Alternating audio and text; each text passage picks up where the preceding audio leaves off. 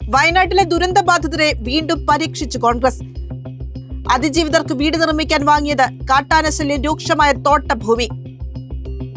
ഭൂമി വാങ്ങിയത് ദുരന്തബാധിതരുടെ പേരിൽ പിരിച്ച പണം ദൂർത്തടിക്കുന്നതിനെതിരെ പ്രതിഷേധം ശക്തമായപ്പോൾ 3,21,25,500 രൂപയ്ക്ക് 2 ആധാരങ്ങളിലായി വാങ്ങിയത് 3.24 ഏക്കർ ഭൂമി. എന്നാൽ 2 ആധാരം രജിസ്റ്റർ ചെയ്ത കരാറിൽ ഗുണഭോക്താക്കൾ ആരാണെന്ന് കോൺഗ്രസ് വ്യക്തമാക്കിയിട്ടില്ല.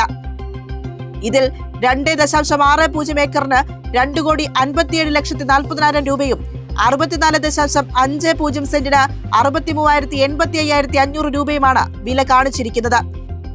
ഈ ഭൂമിയിൽ നിർമ്മിക്കാനാവുക പരമാവധി 25 വീടുകൾ മാത്രം.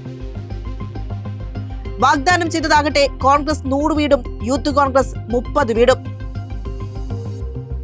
കണക്കുകളൊന്നും ശരിയാകുന്നില്ലല്ലോ കോൺഗ്രസേ.